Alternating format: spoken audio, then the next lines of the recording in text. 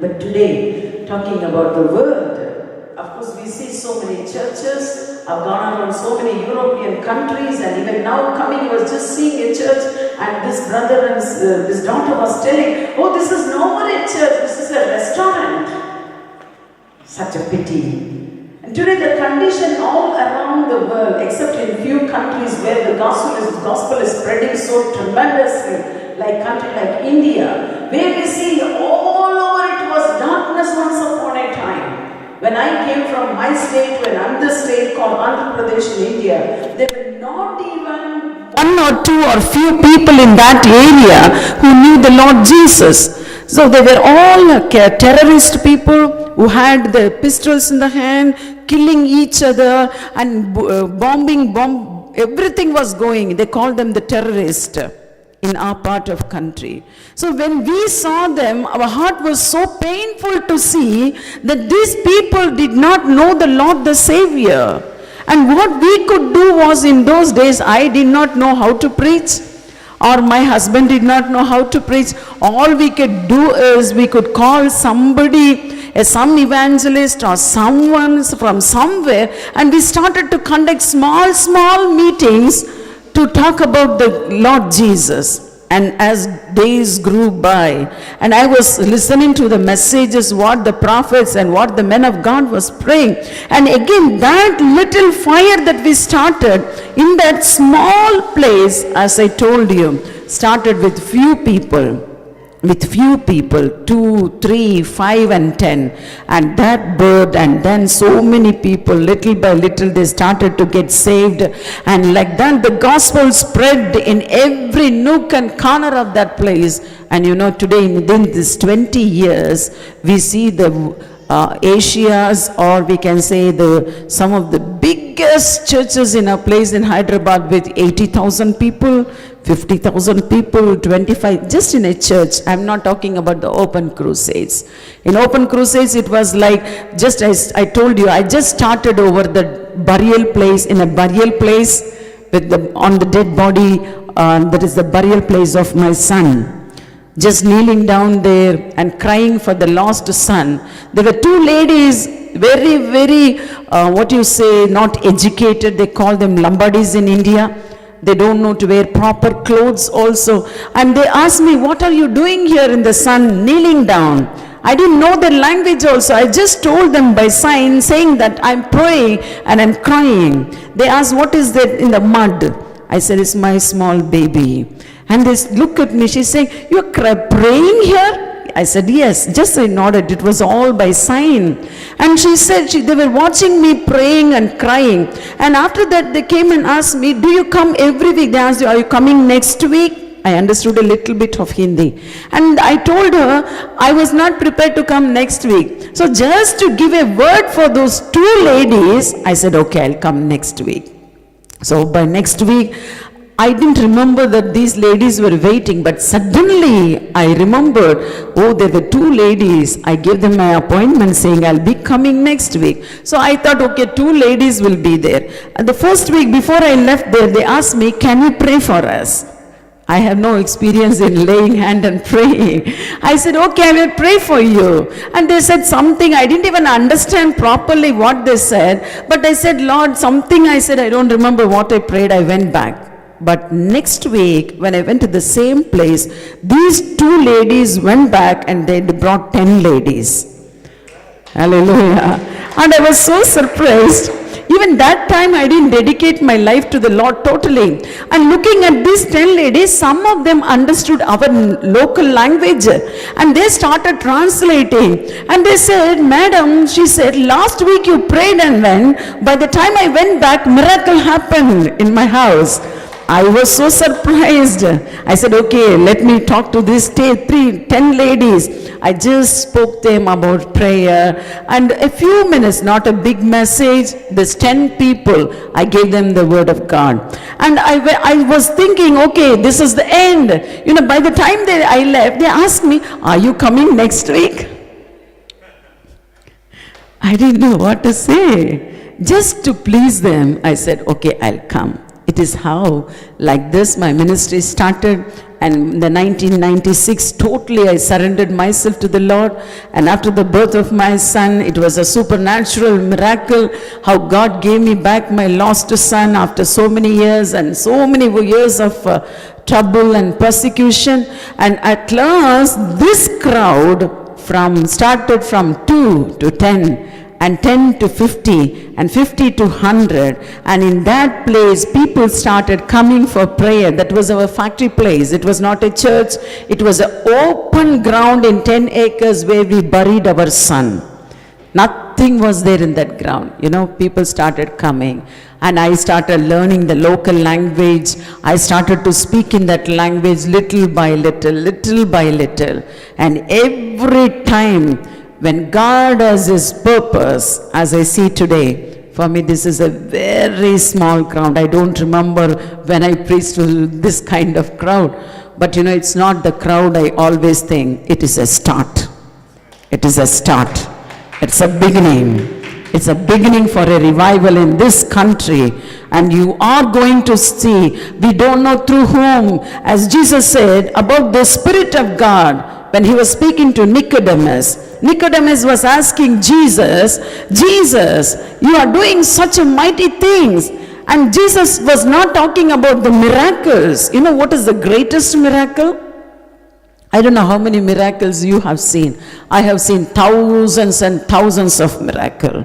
Almost the dead people walking out, almost the AIDS people whom their body were all smelling and about to die the next day walking out of the ambulance. I have seen the instant cancer patients getting healed, not 1 or 2, just the testimonies will go up to 1 to 2 hours every meetings.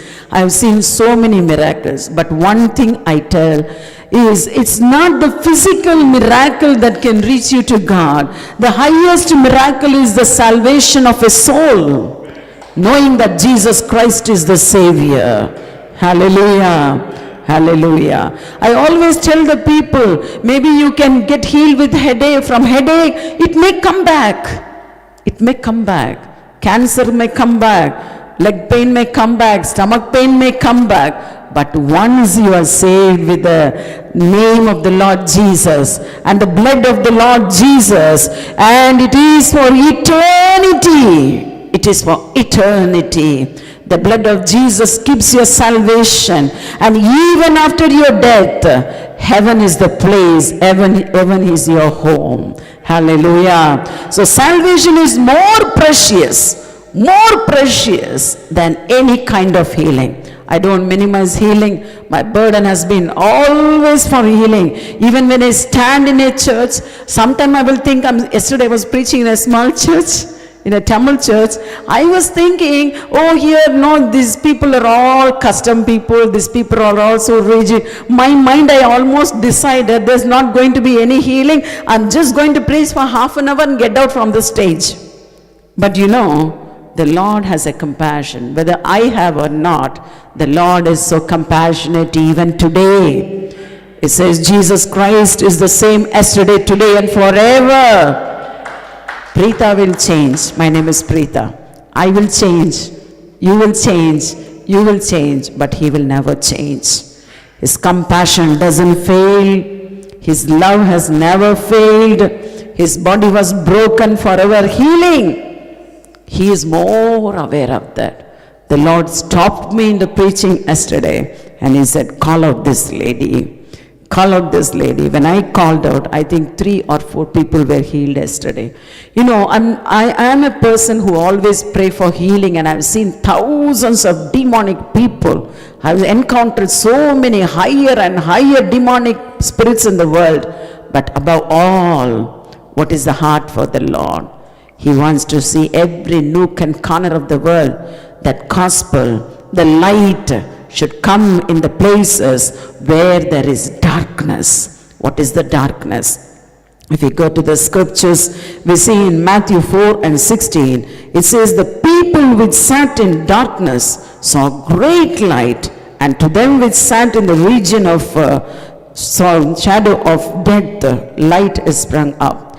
Today what we need in this world is See, we look at people and we really decide in our mind, oh, these people are in darkness. I used to talk to so many people, pastors all around the world. When we start talking, we talk mostly about the negative things. Oh, we talk about other people. We say, oh, he's a drunkard. He's a smoker. He's a drug addict. This person is not good. That person is not good. There was once I was seeing a preacher preaching in his message was coming in the TV, in media, and he was calling his church members as a language, in the local language. He was addressing them as sinners, and he was really, he was abusing them or something, calling some names. And as I was listening this, I had to meet him after some days, and I told him, brother, the church is redeemed by the blood of the Lord Jesus. They are redeemed by the blood of the Lord Jesus, and we have no right to call them after they are saved. Once they become the member in the church of God, you have no right to call them all these names, because it is Christ who has shed their blood for them, and they're already in light. But what about the people today? We see around us so much of darkness. We talk about so many negative things in the world. We talk about people who are all doing this and that and all that. But when people talk, sometimes I ask them. There was one pastor who came to me one day in a pastor's conference. Nearly 600 pastors comes every month. So one pastor was sitting and talking to me after my message. He was saying, oh sister, these people are like that. These pastors are like that. They are like that. I was listening for some time. And I told him, when you are talking all this to me, pastor, you say that you are good, right? He said, yes, I am right. Then I said, I say myself, my life is right. I said, when you are the light and I am the light, we both can bring light among that darkened people. Instead of talking, when you say you are right, when I say I am right, we two of us can influence the world. Is it not? Yes. But we talk and talk about so many things around the world. We have so much of light in us, but what God expects from us, I like this word in the Bible in Isaiah 68th chapter, where it says about the light. It says, arise and shine, for thy light is come. The Lord doesn't say the light is come on the world. He says, your light has come. Your light has come. Thy light has come. My light has come. Now when I am lightened, the next word we see, and the glory of the Lord is risen upon thee. Thee is you. A simple translation. When I am lightened, and when the glory of the Lord is upon me, what is the use of it? What is the use of it? I should go and lighten someone who is not lightened. During this Christmas season, in India, everywhere we have this the semi-Christmas, city Christmas and all that. And there is a ceremony in the end of all this meeting. God spoke to me one day in this meeting. There were nearly some 15,000 people on that day. I was the main speaker standing in the stage, and the speaker is giving a little big candle, wax candle. And at the end of the message and everything is over, they will do one ceremony like cutting cake and all that. And one particular person, candle will be lightened. And the candle will be given to the whole congregation, nearly even if there are 1,000 or 10,000 people also. So what happens is, and they have to switch off all the lights, even in the big stadium, they will switch off the light when everyone's candle is lightened. This person who was handling all the mic system and all this lightning system, and before the time came itself, when my candle was lightened, he switched off all the light. How it would be? I was the only one handing a big candle, and immediately, quickly, there were some pastors and leaders in the stage. They all came to me, and they were lighting their candle from this single light. And immediately I saw the people were all in dark. though they had the candle in the hand, the candle was not lightened. These pastors rushed inside the crowd and they were passing on one light to another, and from this candle to another, within few minutes, the whole stadium was lightened with light. Have you got my point?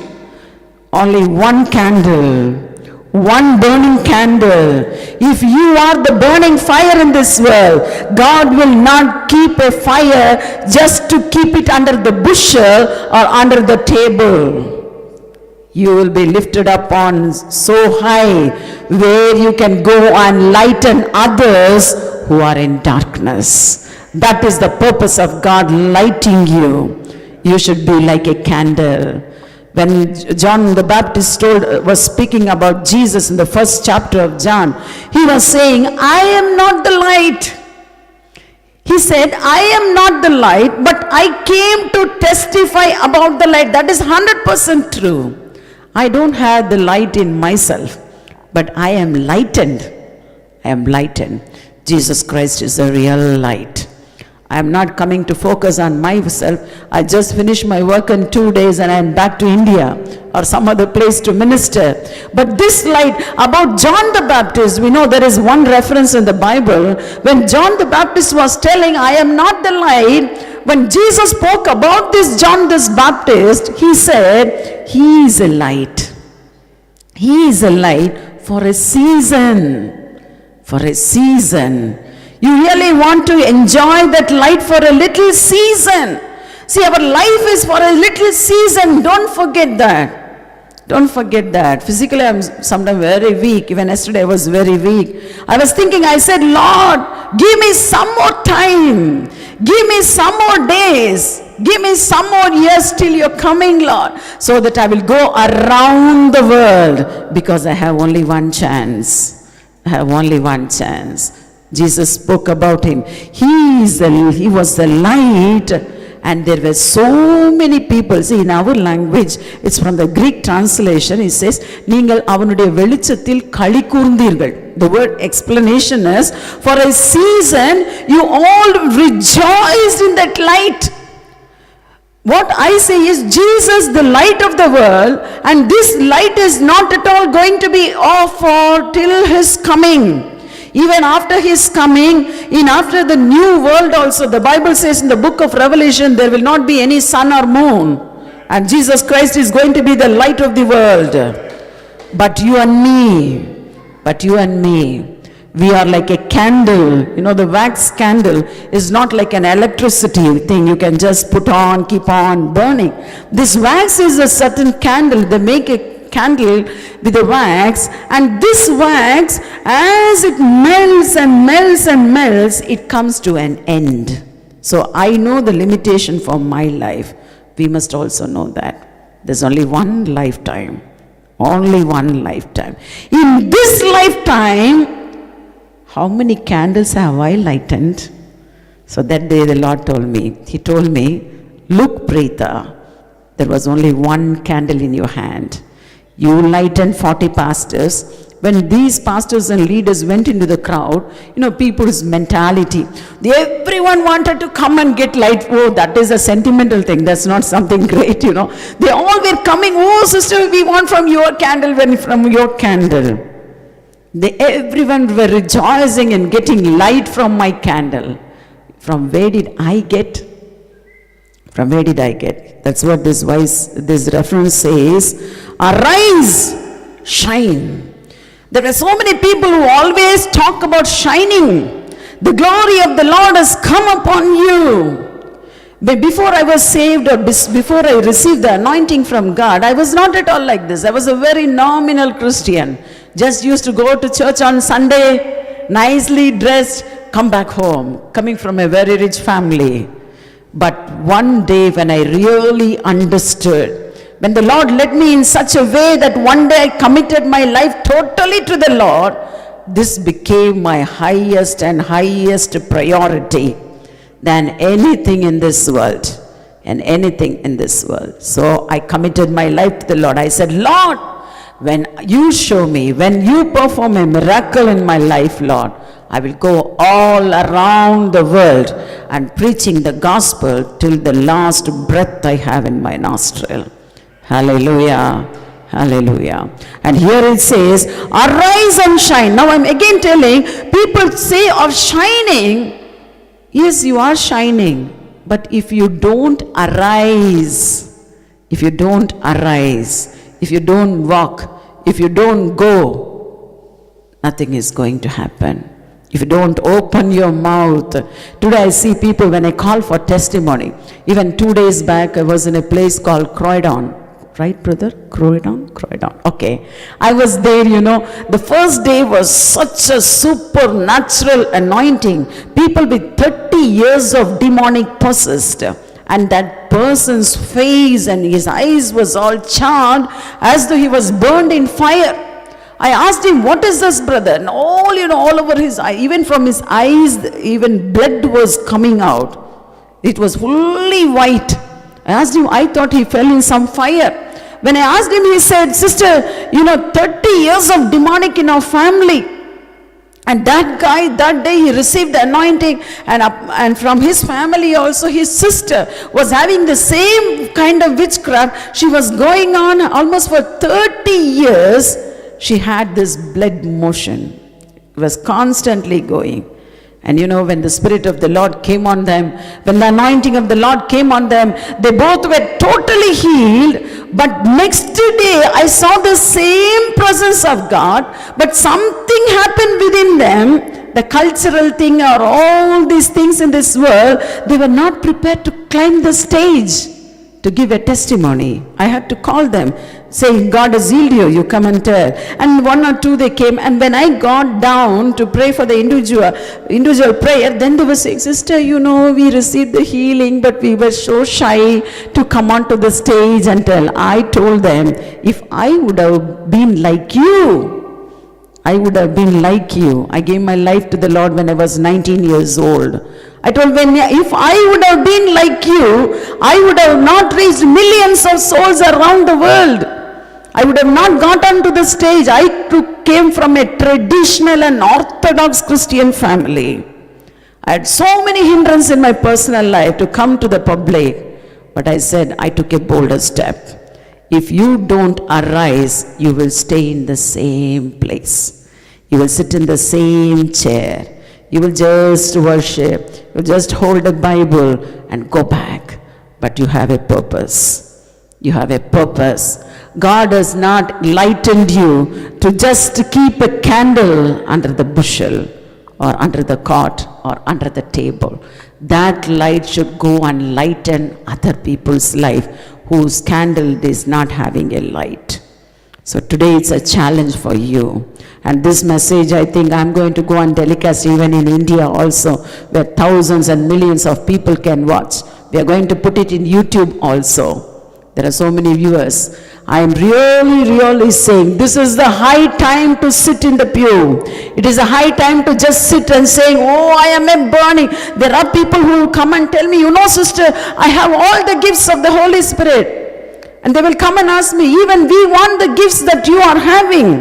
They come and ask me, how many days you fasted and prayed to receive these gifts? I tell them, I have never fasted to receive the gifts of the Holy Spirit. I tell them, the Lord does not empower anyone without a purpose. I said, when God called me, I didn't have any gift. I just went and preached in villages. I went and preached in the night meetings, all night prayer meetings, without food, without shelter, without anything. I just left the sucking baby at home and just went to preach the gospel. Everyone scolded me. Oh, she has no responsibility and that and this and all that things.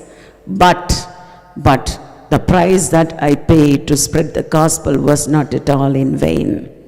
The same people who spoke now are still there. They were talking about, oh, what happened to these kids? All my 3 children are all college toppers. They were all university toppers. They got free admission in engineering colleges and all that. When you carry the candle of God, when you start to lighten other people's life, God will be with you and He will take the responsibility of your family also. Amen. Hallelujah. Hallelujah. And here also we see, says, the glory of the Lord is risen upon thee, for behold, the next word says, the darkness shall cover the earth, and the gross darkness the people, but the Lord shall arise upon thee, and his glory shall be seen upon thee.